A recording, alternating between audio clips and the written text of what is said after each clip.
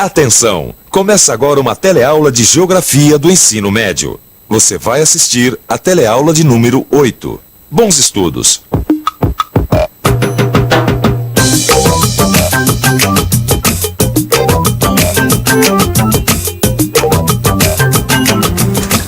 Para se situar melhor no espaço, é preciso que ele seja dividido em diversas áreas ou regiões. Você já reparou que tudo é dividido em regiões?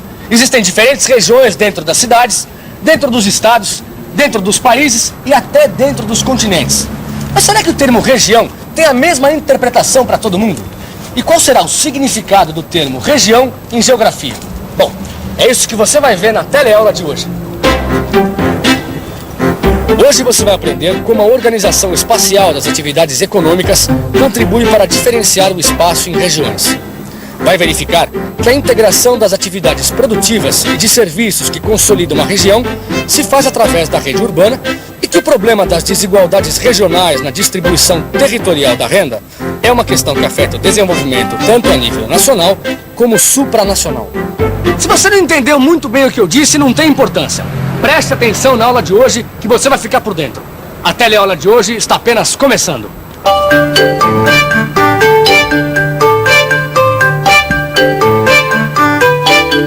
Você saberia dizer pra gente o que significa o termo regional? Regional é uma coisa da região específica, alguma parte do país ou uma região. Por exemplo?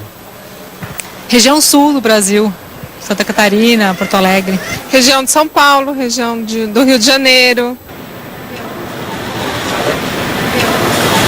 Você sabe dizer aonde eu tô? Em que cidade, em que região do país? Vai, dá um chute. Tá bom, eu vou ajudar. Eu tô na capital ou no interior? Será que eu tô no norte ou no sul? Fica meio difícil, né? Num shopping center como esse aqui, eu posso estar em qualquer região do país. Porque a paisagem dentro de um shopping é sempre meio parecida. As mesmas redes de lojas, a mesma padronização visual, até a música ambiente é meio parecida.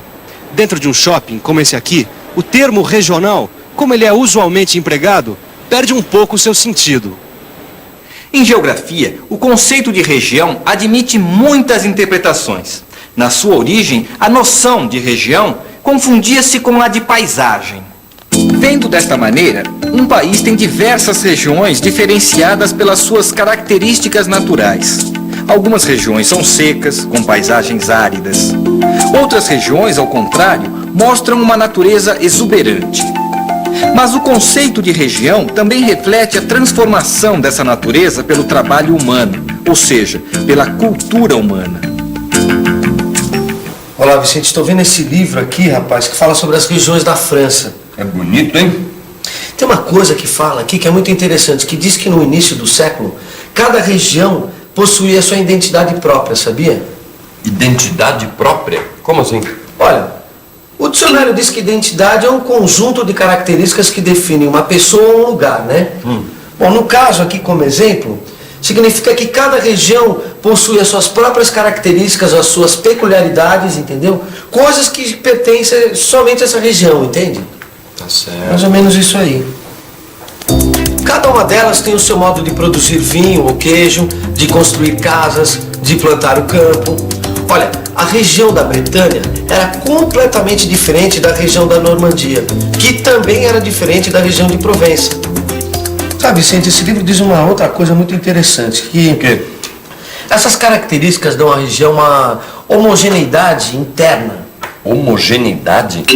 Vem do homogêneo.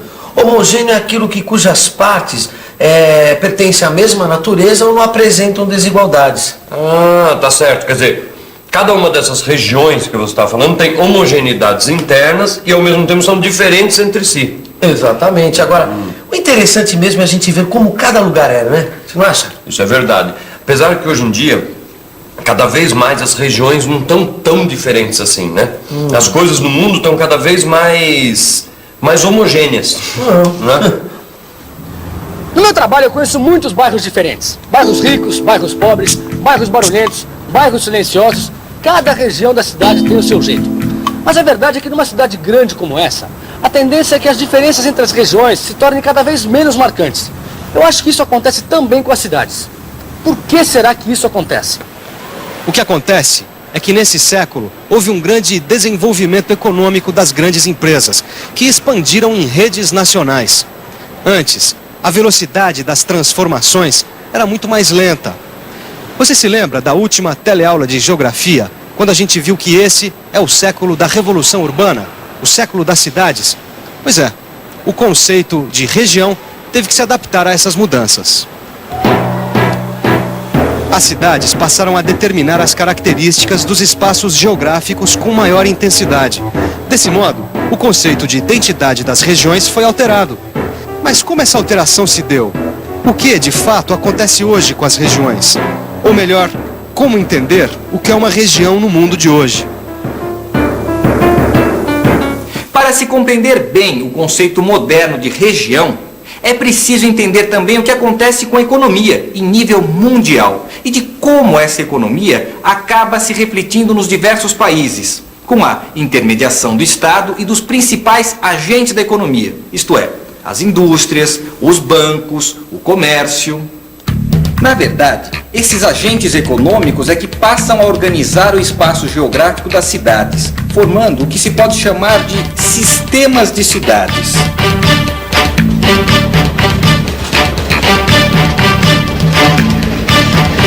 Mas essa rede urbana não acontece assim de uma hora para outra. Ela surge como consequência de um desenvolvimento que passa por uma série de estágios. O primeiro destes estágios de desenvolvimento é a sementeira urbana. Neste estágio, as cidades estão brotando como sementes em um campo, sem ligações entre elas. Seus vínculos são mínimos e não existe uma hierarquia urbana subordinando as cidades menores às maiores. O segundo estágio é o da bacia urbana.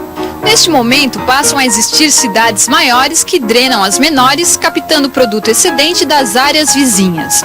É quando começa a se estabelecer uma hierarquia urbana, onde as cidades menores têm pouca diversidade econômica, predominando o pequeno comércio, as funções administrativas e o transporte de mercadorias produzidas ou destinadas ao campo.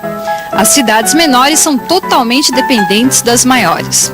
Por fim, com a industrialização, acontece a consolidação da rede urbana, que faz com que se aprofunde a divisão territorial do trabalho entre as cidades e as trocas se intensifiquem, cada uma se especializando numa atividade industrial ou prestação de serviços. A partir daqui, o fluxo entre as cidades e entre elas e o campo torna-se estável, formando uma estrutura dinâmica e individualizada. A partir desse momento, pode-se dizer que essa é uma região territorialmente integrada. O processo de formação da rede urbana confunde-se com o processo de industrialização. É a indústria que acelera o processo de urbanização. E esse processo aumenta o ritmo de migração do campo para a cidade, incrementa a divisão territorial do trabalho entre as regiões e vai integrando as regiões ao mercado nacional unificado.